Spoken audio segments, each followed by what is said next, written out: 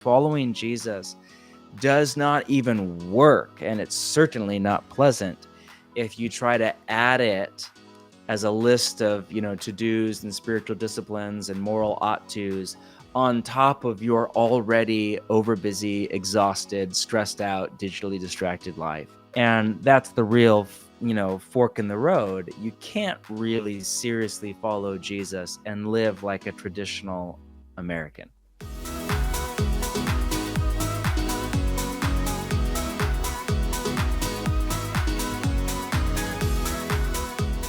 What is up, everybody, and welcome back to Happy and Healthy. Let's go. How are you today? I am good. I'm excited for this podcast. This is going to be a good one. I'm excited to be on the couch, sitting with my lovely wife, the most beautiful wife of them all. Wow, that is so nice. Yeah, this is You're good. so handsome. I try. You know, you really are handsome. Thank you. Tell them what you did this morning. Guys, being a married man, I want to be better. Like, I'm not the guy. I've heard this quote. It's like, I'm the most laziest disciplined person that I know. I think that's me. What? Say that again? I'm the most laziest disciplined person that I know. Like, I've had people say, you're really disciplined. No, I'm disciplined, but I'm like lazy. Like, I really am lazy.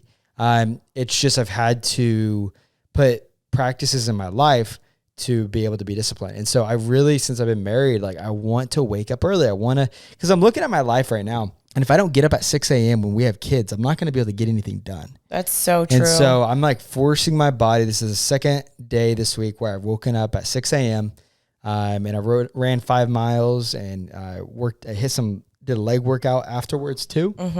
And now I'm brutally exhausted and I feel miserable.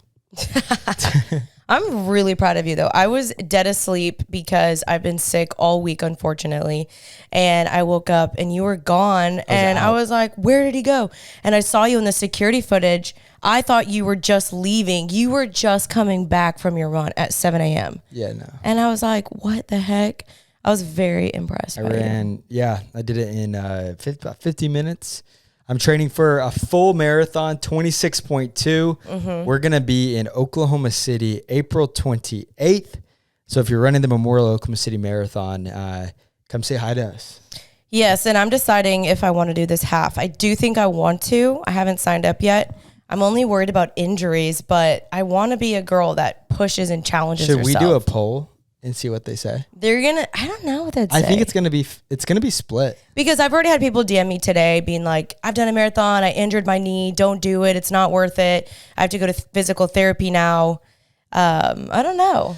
Do you feel like you're just run down? Do you feel like, hustle culture has, come into your life and you feel exhausted and you're working 70 hours a week and you're on social media and your dopamine is just through the roof, drenched. You can't seem to be disciplined. You can't seem to find alone time with Jesus. You can't seem to go into the quiet place and go into your prayer room, and you just feel lost. You feel stuck. You don't know what to do. There's this advice over here saying, as Christians, we should work 90 hours a week and we should go to church every day and we should serve. And then there's other people going, make that money bread.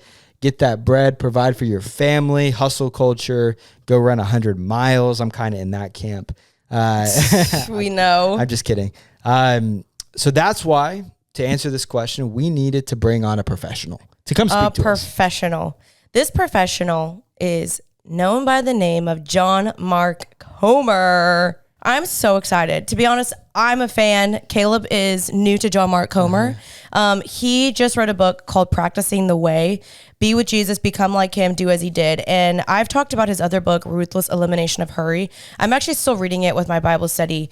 And we are all getting smacked in the face by this book because it's just so good.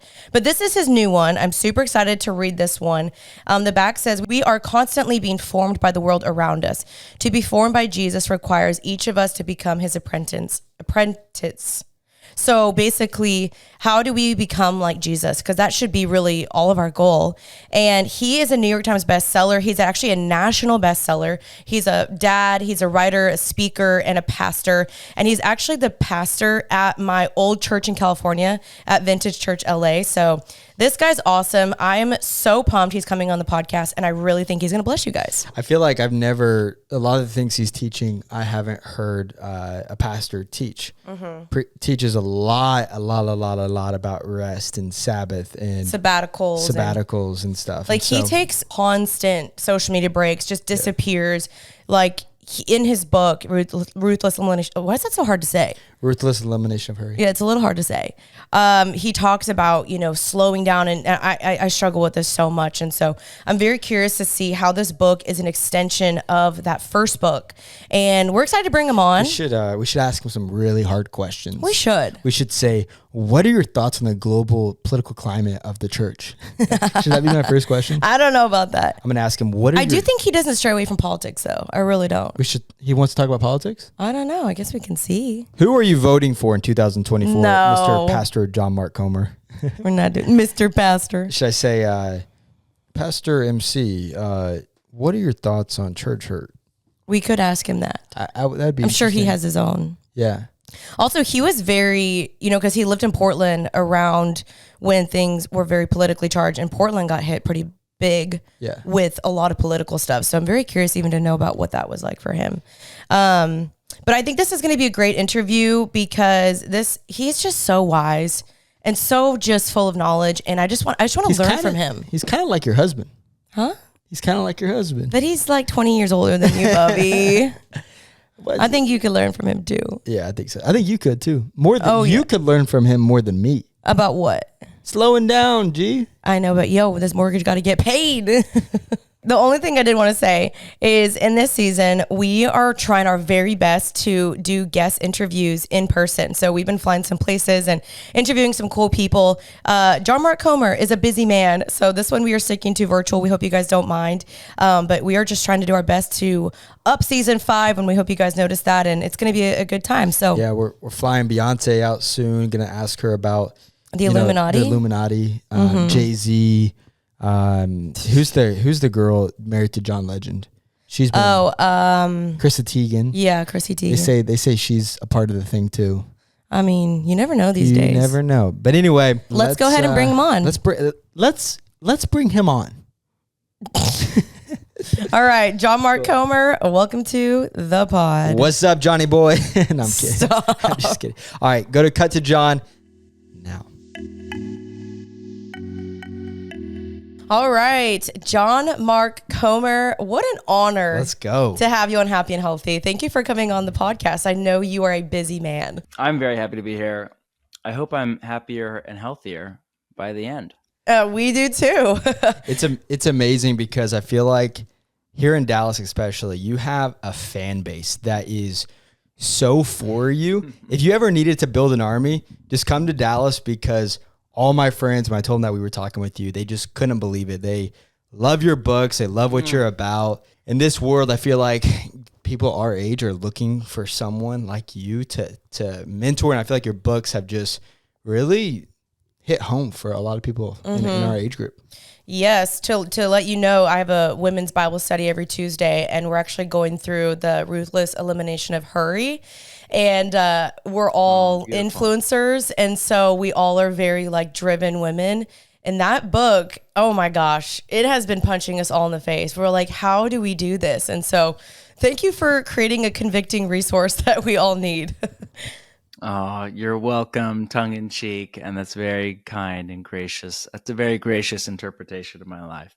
And you just released a new book. Is that right? Yes. We have it. Amazing. Wow, you have it. Look at that. I know. Yes. Beautiful video. I was driving my buddy to the airport today, and I looked over, and he was holding your book. And I was like, I thought you were the only one who had this book right now. I guess not. I'm not that cool. And I sat there with him, and because I'll be honest with you, Jeanine, when she was reading a book before bed, it was your book, and I hadn't known about you previously. And we were sitting there, and I was like, I'm actually doing a podcast with him today. And I was like, tell me everything about John Mark Comer. And he actually went to you spoke in Denton, Texas. I think it was a few weeks back, and he Yeah, was there. recently. He was like, tell him I said hi. He loves you. Mm-hmm. And he told me all about this book. I even wrote some questions that he was like, hey, you should ask him this. And so the stars were aligning today. Oh, that's lovely. I love it. So you are a writer, a speaker, a pastor, a father. What do you not do? Lots of things. Yes. What's one of You those named things? 4 things. There are lots of other options in the world. What do I not do? What do you hate doing the most? Well, those are 2 different questions. Yard work. Answer hers I first. hate Yeah, yard which work. one are you bad at? Of what? Of that list you just mentioned? No, and just in general, like if you could think of something like, oh, I'm bad at singing or soccer, not my thing. Oh, yeah. Very long list of things I'm bad at. Anything athletic. I'm about as clumsy as they come. Just an absolute disaster. And on a more serious note, I was a lead pastor for 20 years. And the leadership side of it was always a challenge for me. I'm very introverted. I'm pretty sensitive and a bit melancholy, though, I'm on a very long, slow journey of becoming a more joyful person in Jesus. And so, on my best days, I was a B+ level leader. And on my worst days, I don't really want to know what I was. But one of the things that I'm not doing right now is a lot of organizational leadership, management, pastoring a church right now in order to give myself more deeply to the work that I feel I am wired to do, So we've started a new organization and we very intentionally built it so somebody else is kind of really running it and I am kind of in my lane. And that doesn't mean I'm great at what I do, but it means I have a real clear sense of what I want to do and what I want to give my life to. I love that. Do you mind just sharing a little more with our listeners, just like more of your journey? Like, did you know you always wanted to be a pastor and a writer and a speaker? Or like, what was that progression to kind of get where you are now? Taking care of your health isn't always easy, but it should at least be simple. And that is why for the last year, I've been drinking AG1 every day, no exceptions. It is just 1 scoop mixed in water once a day, every day. And it really does make me feel energized, focused, and helps with brain health and gut health for both me and Caleb. That's because each serving of AG1 delivers my daily dose of vitamins, minerals, pre and probiotics, and more. It's a powerful, healthy habit that is also powerfully simple. With AG1, I know I am getting essential brain, gut, and immune health support with vitamins, probiotics, nutrients from Whole Foods. I like to think of it as like a nutritional insurance. I know I'm covering my nutritional basis right from the start of my day. Healthy aging shouldn't feel complicated. The thought of taking so many different supplements and mix and matching all the things, it sounds kind of exhausting. So that's again just why 1 daily scoop of AG1 covers my nutrition gaps and supports my mental and physical health without all the hassle. In just 60 seconds every morning, I know I'm giving my body what it needs and setting up sustainable habits for the long run. So if there is one thing I had to recommend to you to elevate your health, it's AG1, and that's why I partnered with them for so long. So if you guys want to take ownership of your health, start with AG1. Try AG1 and get a free 1-year supply of vitamin D3+K2 and 5 free AG1 travel packs with your first purchase exclusively at drinkag1.com/healthy. That's drinkag1.com/healthy. Check it out. My dad was a pastor. He was a first generation follower of Jesus, came to faith in the California kind of era. And no, in fact, I remember vowing is too strong of a word, but saying, God, I will be anything but a pastor, not that. And it wasn't a rebellious thing. It was just a human thing. I saw my dad work really hard and make very little money. And I was willing to work really hard, but I wanted to make a lot of money. And so I had no desire to be a pastor, though I did have a vibrant faith and love for Jesus, but had a real profound moment with God in my late teenage years on a retreat where I don't know how I would have articulated it at that point in my journey and my development, but basically basically I felt the Spirit of God speaking to my heart. That thing you said you would never do, that's what I am calling you to do. And there's a long running pattern of that going back to Moses and many others, of God calling us to the very things we don't want to do that end up becoming our destiny in a beautiful way. So yeah, it certainly did not have anybody who sets out to be a speaker has started with the wrong end goal. And so I wanted to contribute to building a community in the way of Jesus. I did always want to write. I love reading. My mom's a writer. I grew up in a kind of literary home environment. So I've been writing since I was young. So I've always wanted to write. And so it is a dream come true to get to do that now. And the rest just kind of unfolded. I think very few people know what they're made to do from the beginning. That's very rare. It does happen, but most of it kind of unfolds a little bit at a time. Half the time it's, this long winding kind of zigzagging, 3 steps forward, 2 steps back kind of unfolding, where I began to kind of more and more realize, all right, there's some things, for example, realize that, oh, wow, a lot of pastoral leadership is leadership. And then there's this whole other side of kind of more teaching and thinking and helping people pray. And that's what I realized, I gravitate much more toward that. And they're both really important. But I think that just kind of unfolds over time and hopefully gets less and less narcissistic over time. St. Teresa essentially said that when one reaches the highest degree of spiritual maturity, you have only one question left, and it's, how can I be helpful? And I am certainly not at the highest level of spiritual maturity. But when we're young, we start with the question, what do I want to do? And as we mature, we begin to ask the question, what is life asking of me, and how can I be useful? And I'm probably somewhere in the middle between those two questions. But I'm at least far enough down to realize, what do I want to do is kind of the wrong question. And there are much better questions that come as we age. I love that. I appreciate your honesty of just admitting, like, leadership is not my thing. Like, I feel like that's where I am. I'm like, I have so much to learn in that. And it's really nice and humbling to see a pastor admit those flaws. I really appreciate that. And I feel like it's also, you see that even in the Old Testament, God calling certain people to, certain things that they're not exactly skilled in. So that's really cool. Yeah. I really appreciate you being honest with that. Many people have told us that you are, I feel like I've had 7 people tell me, oh yeah, he's the pastor of Vintage Church. Right. You can't listen to anybody these days. No, you really can't. You can't. I'm not. So sorry. Well, that's okay. We still love your teaching. So I have a question. So your book, Practicing the Way, we do this podcast. It's mainly young adults. We are more confused than ever. We're more anxious than ever. We're doing things. So I feel like our serotonin levels, hitting those octaves. I just ran a half marathon, and it was like the most like endorphins I've felt in a long time. And I want to ask you, how can our listeners read your book? How will this book apply to them, and make their lives happier and healthier? And yeah. And can I just add to that, and also not feel overwhelmed, because I do think, with so many self-help books being pushed out, including myself, I have one coming out in March, helping the people that are listening that want to become more like Jesus, but also not feel overwhelmed in the process of more things to do. So just would love to hear your thoughts on that. Yeah, absolutely.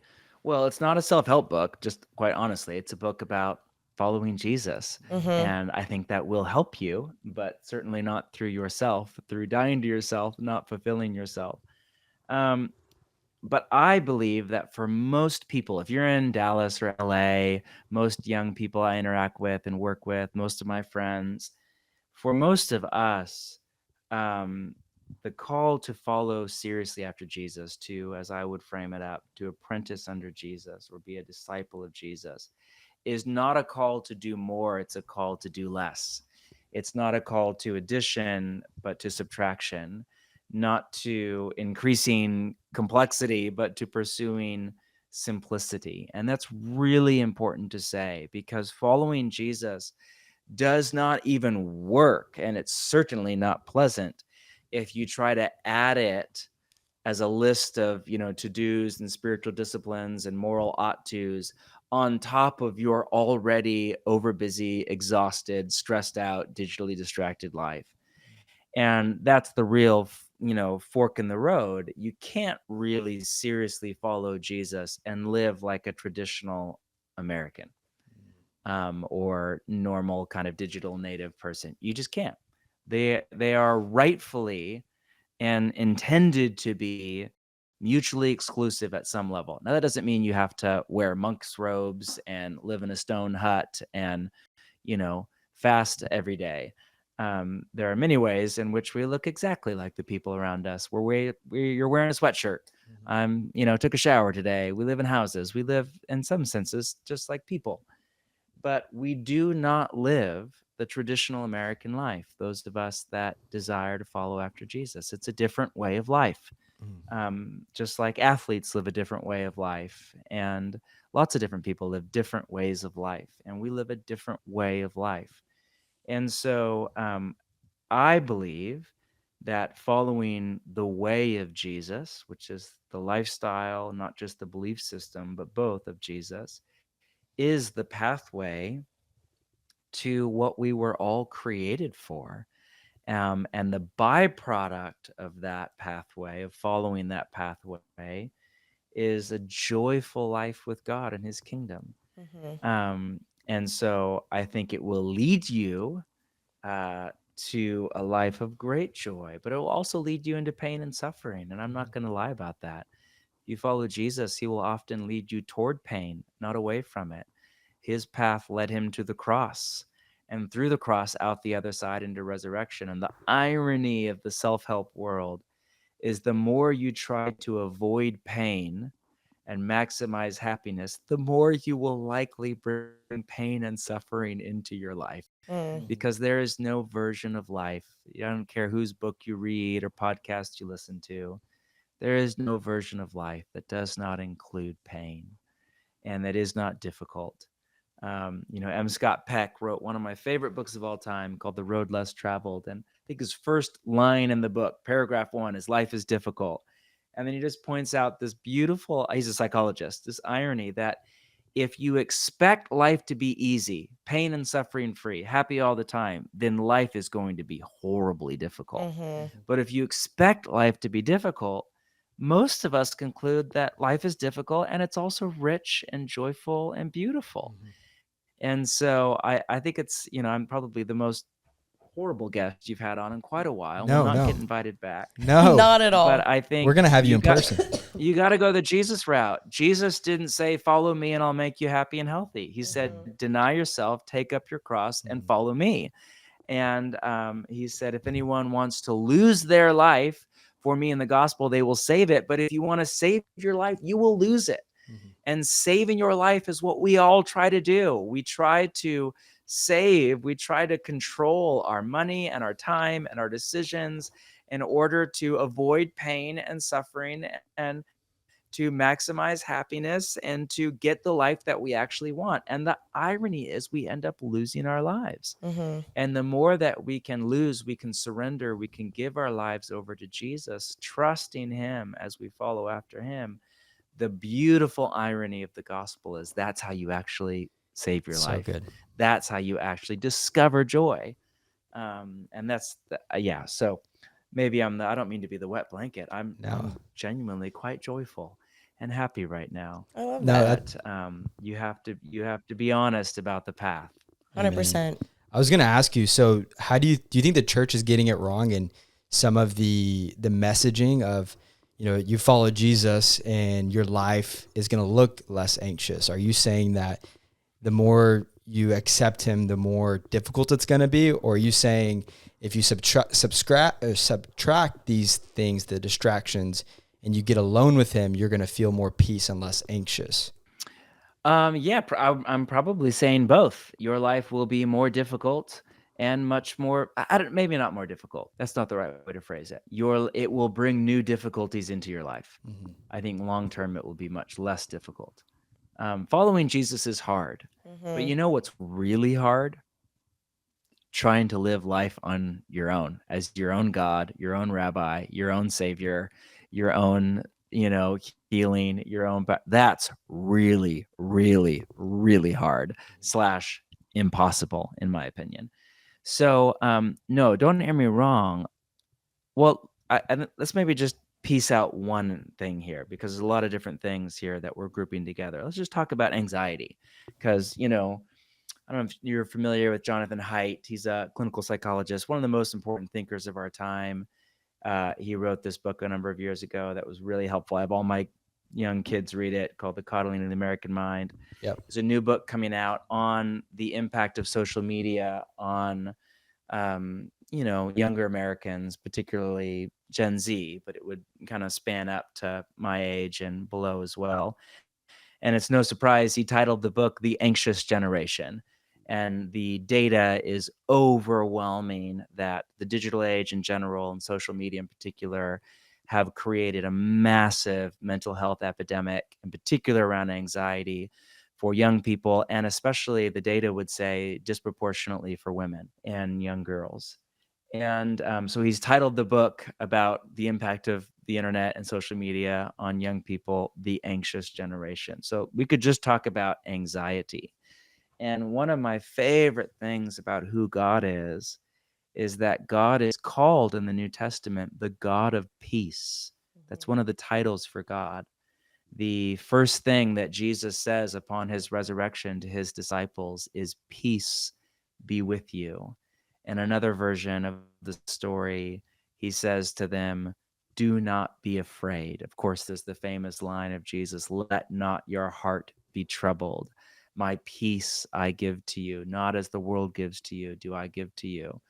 And, some scholars argue, it's actually tricky to measure, but some biblical scholars argue that the most repeated command in all of Scripture is, "Do not be afraid." And one of my favorite things is in the book of Revelation, at the end of the Bible, there's this picture of God on the throne. It's like this apocalyptic, symbolic, kind of amazing literature. And you get this kind of curtain is pulled back, and you get this picture of God on the throne. And it says, around the throne, around God's presence, near God, was a sea of glass as clear as crystal. And that's really interesting, because to ancient Hebrews, the sea was actually a negative, not how I think of the Pacific Ocean 10 minutes from my house. That's so gorgeous, and I love to look at it. It's beautiful and calming. Stop rubbing The it sea in. to an ancient Hebrew was as, I'm gonna not stop rubbing it in. I love it. Where I when I want to walk this morning, and I live up in the mountains in Topanga Canyon. I went up on the mountain, like a walk, about 15-minute your walk, and I ears. come over this crest, and it's Pacific Ocean gorgeousness.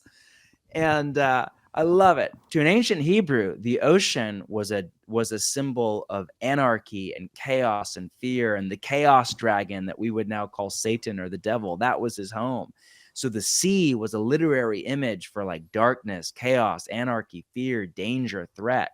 So when you read that there was a sea like glass, perfectly calm, as clear as crystal, it's a way of saying that all of those powerful forces of entropy and anarchy have been tamed and calmed by Jesus. And if you've ever been around like a lake that's like a glassy, it's so still, it's like a mirror, you can just see a reflection. That's what it's like around God. If you think of, I don't know if you guys have had the chance to be around any older, super godly, awesome Christians, often they just like exude peace. Mm-hmm. And I will like just feel my central nervous system just like start to seriously decompress. I will literally find myself breathing slower just by being in their presence. God is like that, but ad infinitum. So the more that we can not just believe in God and go to church and sing songs and do the things we do, but the more we can be with God in the quiet, the more we can rest in God, the more we can practice prayer, Amen. the more we slow our lives down, the more, just in the same way that when you're with somebody who's really old and calm, their presence calms you down.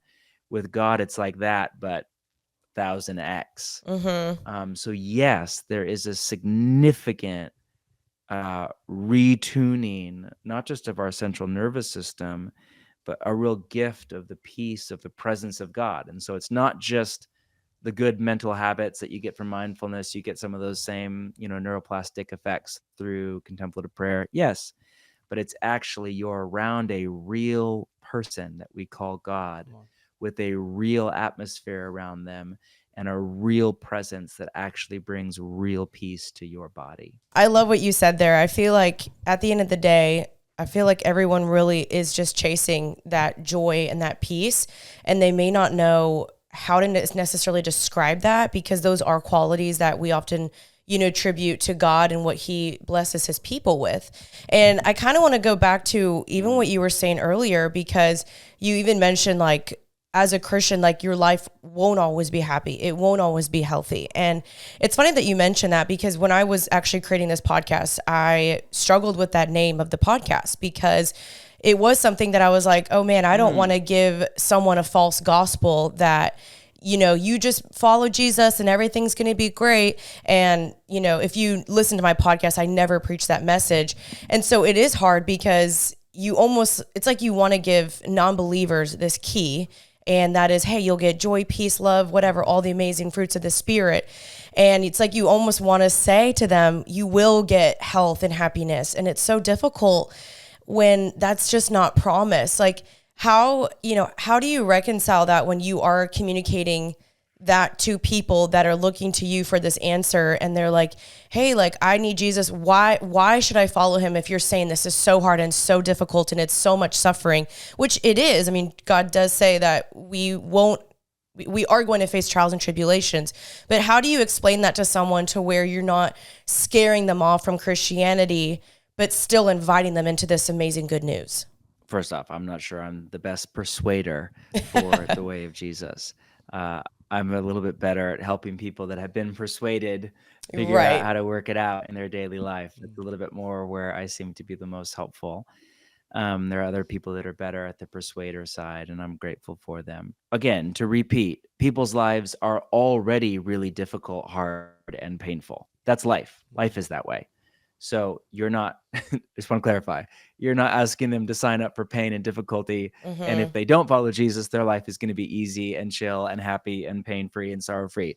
That's not life. That's not real life. Maybe that's a season of life, and then life comes. But I think how I would talk about it, Jeanine, is just through the lens of the beauty of Jesus. You don't start. How long have you guys been married? 3 months. Almost 4. 3 months. 3 months. 3 months. So did you get married because you believe that marriage is a good institution for human flourishing, and you just abstractly thought it was the right thing to do? Well, at first, probably. Because you No, I'm Really? kidding. No, I'm kidding. I'm messing with you. No, we did not. I'm guessing that you met each other somehow, and some deep emotional chemical thing started happening in your body and your heart, where you found the other person beautiful and attractive and interesting and desirable, and you wanted to be with each other. And I'm guessing it wasn't a discipline. And your first date probably wasn't like, oh, I just need to discipline myself to listen to this person. Okay, it's hard and it's difficult and it's pain, but you probably, oh, she's beautiful. Oh, he's handsome. Oh, they're interesting. And you were drawn to each other and drawn to beauty in each other. And now the discipline becomes really important, because that's how you're going to stay married 60 years from now, when you're not young and beautiful and handsome and thin and at the peak of your life, when you're old and frail and sick. And Dietrich Bonhoeffer has that famous line when he was officiating a wedding, or not, sorry, on upon someone's wedding. It was read at the wedding, where he said, you're young and very much in love, and you think that your love can sustain your marriage. It can't. So let your marriage sustain your love. And that's the journey that all of us have to go through in our discipleship. My point there is, you have to start by falling in love with the beauty of who Jesus is and the possibility of life in the kingdom. You're married. You've made a covenant that is going to be tested dozens of times for the rest of your life. And there'll be seasons when it's just joyful and happy and easy, and seasons where it will be hard and you will want to bail and walk away. And you will need to lean on disciplines to stay together. But, and this analogy breaks down because neither of you are Jesus. But in the same way, you started by just falling in love with each other and falling in love with the idea of being married to each other and sharing your lives and spending the rest of your lives together. So that's where you start with people that are not followers of Jesus. You don't start with, hey, this is going to be really hard, but it's good for you. And if you do it, you'll be happier. You start with the beauty of who Jesus is and the possibility of what the equivalent of marriage would be, the possibility of what a life of apprenticing under Jesus and his community, his family would be like. And then you just invite people into that. I love it. Good. What you spoke a lot about disciplines. What disciplines does your book do? All like some of your books, like what are your favorite disciplines that you could give us to be able to subtract the distractions from our life? So, I mean, that's a lot of my work is around what are disciplines or practices that have been lost by kind of the American modern church and that are especially helpful in our cultural moment of digital addiction, exhaustion, hurry. So there are two, Caleb, that there's a lot more, but there are two or three that are like top of the list for me with most people that I interact with who are somewhat sort of like me, live a life somewhat sort of similar to mine. And one would be daily prayer. So, very simple discipline that is an anchor to my life is I absolutely refuse to sleep in the same phone room as my phone. I do a little practice called parenting my phone, which is just you guys don't have kids yet. But when you have little kids in particular, all healthy parents of young kids, they put their kids to bed before they go to bed and they get their kids up after they get up so that, the couple can have some time together to connect or make love or just relax and watch a show on TV. And then in the morning, so they can get up and exercise or pray or whatever they do in the morning before the kids are up. And I think that's how we need to treat our phones. And so I put my phone away at 8:30 every night. It's in a different room, plug it into a charger, and it's gone. And I don't look at it again until after I've spent time in the morning in scripture and in prayer. And Wow. for me, and that's a very simple, doable, easy discipline that for me is radically helpful. That way I'm starting my day not with news alerts and email and text messages and anxiety and to-dos and Instagram and comparisons and all the things. Starting my day just in the peace of God, being loved, being around the most peaceful being in the universe, sitting in front of that sea of glass, clear as crystal, and just being loved by the Trinity. That's a pretty great way to start the day. So that's one discipline. Another discipline that's an anchor discipline for me is the practice of Sabbath. So the best discipline I know to fight off the hurry and exhaustion and chronic stress of our era. So one day a week, you don't have to do this to practice Sabbath, but we actually, and I have teenagers, we put all of our devices in a black box. We power them off, phone, laptop, TV remote. All of it goes into a black box that we stick away in a closet. And we throw a big party. We'll have 17 people at our table this Friday night. Close friends, family, our favorite people in the world. We eat grub-in food that is Hey, not we're even coming over. remotely healthy. I mean, it's made out of organic materials and stuff, but it's like just cheese, sourdough bread, Wow. and ice cream. And we party and we do gratitude rituals and we light candles and we drink a lot of wine and we sit around the fire pit and we have a blast and the kids have sleepovers and we have this big Sabbath feast. And then the next day, you know what we do? Almost nothing. We just like are in Heck yeah. PJs and we sleep and we'll talk and connect and I'll read poetry and nerdy things I like to do and walking underneath the oak trees around our house. We just be and rest and delight and get lost in good novels and connect with each other as a family and friends. It's just an incredible day of just rest, delight, worship of God that whole day. It's the highlight of our week. Almost every week, it's the highlight. It's so good. Oh my And gosh, it's we a need that. real joy. You know what that? And Sorry, go if ahead. no matter how crazy my week gets, I know Sabbath is coming. You know. Wow. Man, You know we what that? need You know what that that. reminds me of? Is when we were in Israel, we couldn't believe Yeah. when the electricity went off. There was so much peace around us. And I told her, I was like, why did we just abandon this philosophy and these traditions when now we're Christian and, we go to church on Sundays, but we still work out. We're so integrated into the culture that we really don't look any different unless you tell someone you're a Christian. So I really like that, but I am always devil's advocate, and I feel bad I keep asking all the questions, so I'll let you ask the next 5. But my question is for you, for someone hearing that who's like, well, John Mark, it's easy for you to say, I got bills I got to pay. I have 5 kids and I make $10 an hour. I can't even afford to barely put food on the table to even afford a Sabbath like that. I think that's why you see the hustle culture where it is today of work is to pay off our finances and our car payment that we can't afford. And so what would you say to something like that? I have been talking about Sabbath for almost 20 years, 15 years probably. I get asked that question all of the time, and never once have I been asked that question by somebody who is poor. Ooh. I have only ever been asked that question by people on behalf of a hypothetical person who's poor and working a 10-hour job. And so I'm going to answer the question. You don't look like you make, I don't know how much money you make. Probably I'm going to cover up my $200 hoodie. I'm going to guess you don't make $10 an hour.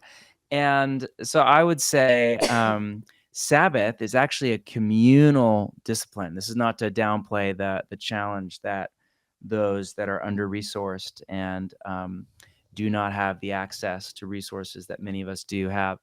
Sabbath is designed as an act of social justice biblically.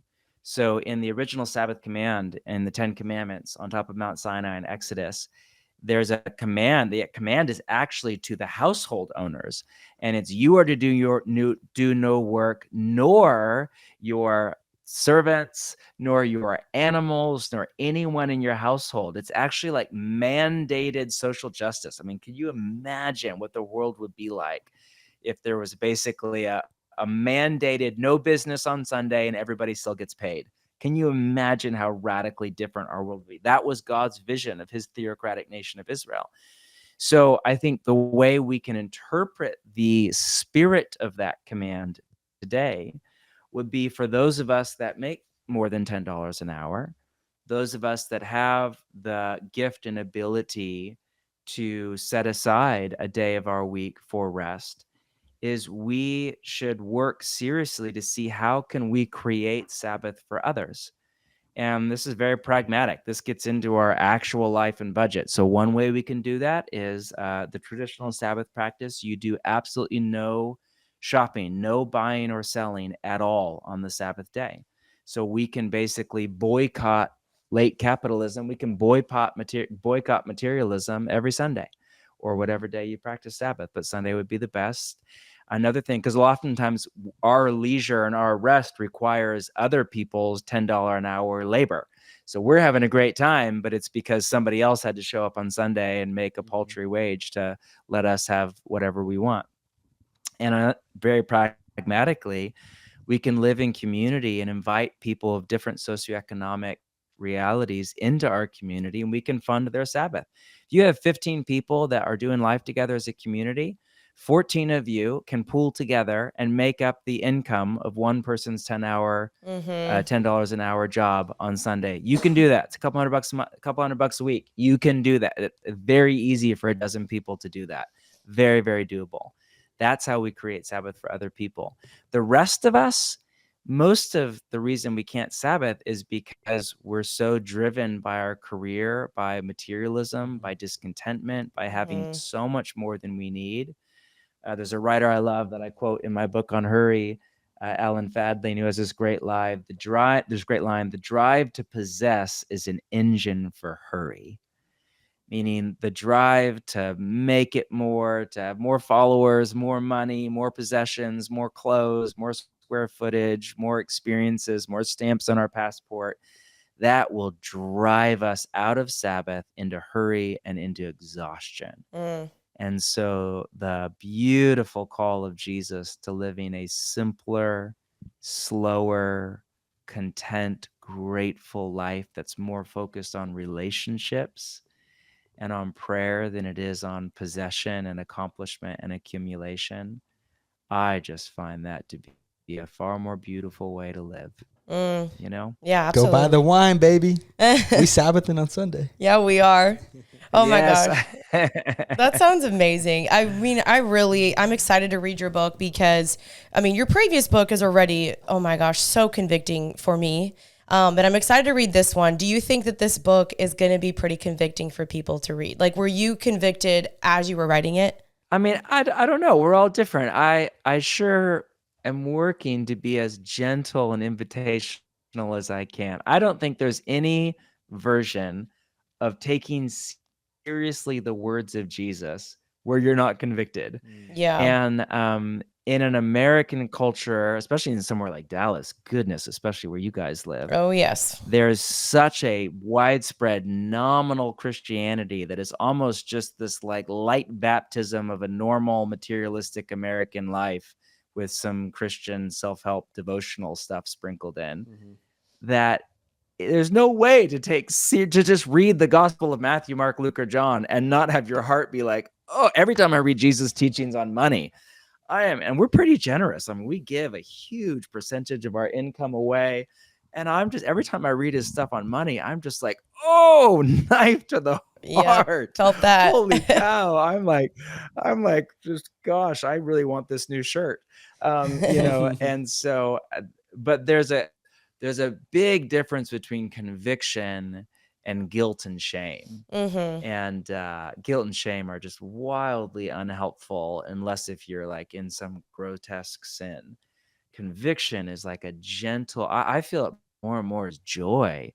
It's this like gentle inspiration. I feel an uplift. Maybe what you're feeling right now as you think about Sabbath. Yeah. Maybe that's actually conviction that you're feeling. Yeah. But there's a conviction that feels like joy, that feels like, oh, I suck at that, but I want it. Right. That's what conviction feels like. John, And I love that. John, are you telling me that, or excuse me, do you go by Mark, John, Mark, MC, JMC? JMC? What's your go-to? I go by John Mark, but Okay. you can call me whatever you want. I bet. How about Jay? There it is. JM. Some people All do right, call me cool. JM. So people call me JM, JMC, but whatever. I have a 10-mile run on Sunday. Are you saying I should do it on Saturday?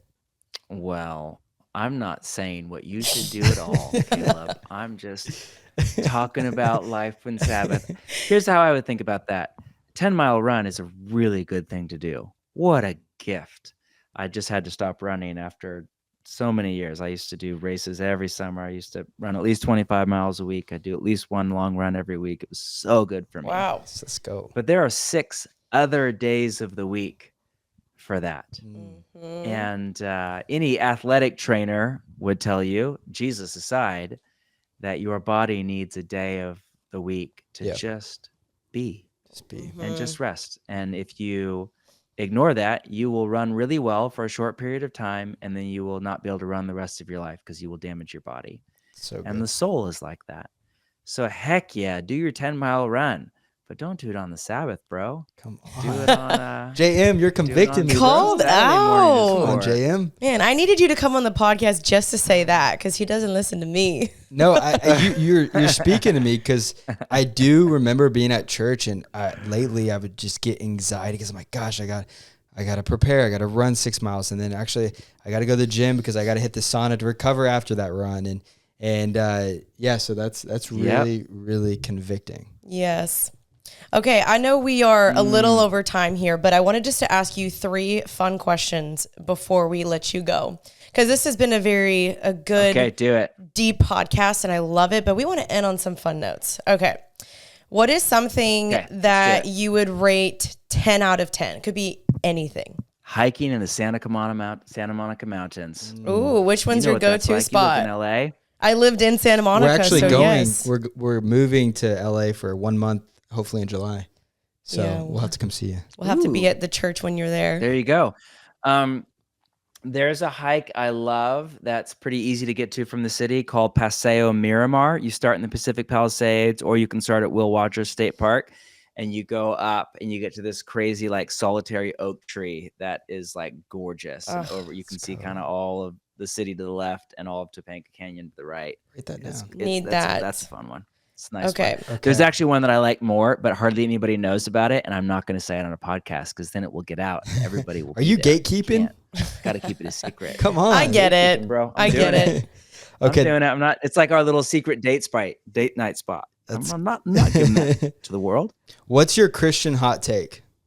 Like what's like something that you're like, everyone does that, but I can't stand it. My Christian hot take. Probably that just attending Sunday services is not enough. It's not the primary expression of community. Come on. You got to do life around a table, not just around a stage. I like that. That's really good. Okay. The last and final question is, what is the most annoying thing that people ask you all the time? You want to know the truth? Oh, Yeah. yes, we People ask me do. all the time if Mark is my middle name. Okay. I'm like, of course it's my middle name. My name is John Mark. What else is my middle Is name? Mark be? your middle But name? I need another one. I don't say that. I need something. I need I that. need another name. I Like need a I need another John answer. Mark, another answer. I'm sure you get so many questions that you're just like, Yeah, I got nothing for you. Okay. See, guys, I'm so not. it's fun. okay. No, Yeah, you're fine. You're great. Listen, You've been a blessing to us on this We need to hang podcast. out. you called me bro, so I felt like I could double down on that question. Yeah, he felt there was a special bond I there. feel this chemistry between the camera. I do a lot of podcasts, and I'm like, if you want me to like lay out how the Enlightenment mixed with the Protestant Reformation and destroyed the evangelical model of discipleship to produce perpetual spiritual immaturity, I got a great 15-minute riff. But lightning rounds, I suck at that stuff, bro. I'm just too serious. It's not good. I need to take some deep breaths. I need to unhurry my life, and I need to hang out with you guys more often. Absolutely. So, We're coming to there it is. California. So Well, thank you, John Mark, for coming on this podcast. We are so excited to have your book. Everyone, it's available, so check it out, Practicing the Way. And I hope you keep writing books. They're awesome. They're so philosophical. They're deep. Sometimes they go over my head because you're way wise beyond your years and mine as well. So thank you for your wisdom. And I'm excited for everyone to get their hands on this book. So thank you for coming on Happy and Healthy today. and where can they find you your are book? very gracious and very kind, and thank you for having me on. It's been a delight to meet you both. Of course. Amazing. We'll see you out on that hike in California. There it is. Where can everyone find you? Where can they find your books and everything? Oh yeah, I mean, books are anywhere books are sold. You can go to either practicingtheway.org. That's the nonprofit that we've started, that this book is kind of the manifesto for. As all of the work I'm doing right now is on there, or you can go to johnmarkcomer.com. Boom. Let's go. All right. Well, thank you. Have a good night. Thanks for coming on Happy you, and brother. Healthy. You guys are awesome. Thanks for You're having me awesome. on. Bless Of you course. both. Bless you too. Bye. right. That was our episode with John Mark Comer. I'm insecure for a sec. Why? There was a delay in the audio, and I felt like I accidentally interrupted a couple times, Yeah. and so I apologize if That's that why was annoying to the listener. I'm sorry I just interrupted you. That's why we actually prefer in-person interviews, Yeah. because those technical things are just not fun. But that was good. I love learning from him. If y'all don't know who he is or read his books before, y'all, his books are amazing. I specifically recommend you start first with the Ruthless Elimination of Hurry, and then this one. I feel like this one might be more for like deeper Christians, and then that one's for like anyone that's just really trying to get into it. But I mean, I could totally be wrong. I haven't read the book yet. That was awesome. That was good. So what are ways we're gonna take what we just heard and like apply it to our life? Well, I mean, he started mentioning the whole Sabbath thing, and that's something I've already wanted to do, and I felt pretty convicted of, because even reading his past book, and then when we did that social media break for a week, I was like, I want to do a Sabbath every single Sunday, and I just didn't do it. I went right back to my normal life, And I wonder if we should just go back to doing that again. Unless we have like one-off situations where like I need to go on a run or like need to do something, like I feel like I'm going to make Sunday my dedicated rest day from that conversation. And because he does make a good point. I do remember being at church and being stressed Sunday because I knew all this work, and I would take a rest day on a Thursday, but I'm not truly genuinely just like going into the abyss with the Lord. And that doesn't mean sitting in a corner staring at a wall. That means you and I and maybe some friends like go, have people over and eat food and we, read from the word, or no phones, worship nights, singing to the Lord. Yeah. Yeah. No, I think that those are systematic. Like, I'm glad that we talked about like actual disciplines that you guys can take from it, because it is difficult listening to someone talk to who is so philosophical. It can kind of go over your head. So I'm glad that he was able to give disciplines, like real things. Yeah, I'm so big on the pragmatic side, or like the practical, because I feel like a lot of people can hear these podcasts and are like, okay, sick, cool. Now what do I do? And I think he did a good job. And I think also reading his book would be helpful. And I want to we could try to do a little challenge and do that. Yeah. You know what else we haven't done today? Is Reddit on Reddit. Reddit on Reddit. All right. It's time to close out this podcast with Reddit on Reddit. Wait, make sure the volume is turned up. Okay, you need to learn how to use the soundboard. It's this right here. Okay. We need it. I was so loud in my ear. Welcome to this segment of Reddit on Reddit. Whatever we say can or will not be held against you in court. Reddit? You say Reddit on Reddit. Okay, let's get this story. Do you have the story? I don't. You don't. We usually just find it. My girlfriend expects me to pay for everything. I've been with my girlfriend for nearly a year now. At the beginning, we would make equal efforts to pay the bills whenever eating out. Then the effort from her end came to a stop, where she would often joke that she wasn't even carrying enough money in her wallet to offer to pay, etc. I've continued paying for her the majority, but more recently, I mentioned I would like her to show that she is willing to contribute more. She didn't like this. She said that she thought we'd become more intimate / closer couple.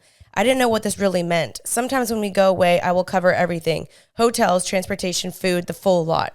Sometimes I will let her know that the cost of the hotel of travel to split it in half, but I still maintain paying for the other costs like food and transportation costs without hesitation. She makes it appear like I'm not doing enough. I'm not sure what else to do. I'm not prepared to pay 100% for everything. I would like to see her make more of an effort to contribute, even if I reject and still want to pay. At least I know that she's made an effort to want to, but I just don't see that at all. She says that I'm keeping a close tab when she's paying, and she says I'm keeping a close tab on when she pays and when she doesn't, but I don't. I just don't see enough effort from her end, in my opinion. I don't ask for 50-50 split, but I also don't want 100-0. I feel like a middle ground would be better. However, I have always covered more expenses than her, considerably. So it's got to the point now where she's made me feel scared of not paying through this pressure. For background, I do not come from a wealthy family. That's good. I think that paints the picture. Okay, so he said, are my thoughts valid? Wow. You can speak to this because I paid for 99.9% of things in dating. Would you say that's fair? I think what's really hard is like these prompts are typically from non-Christian relationships.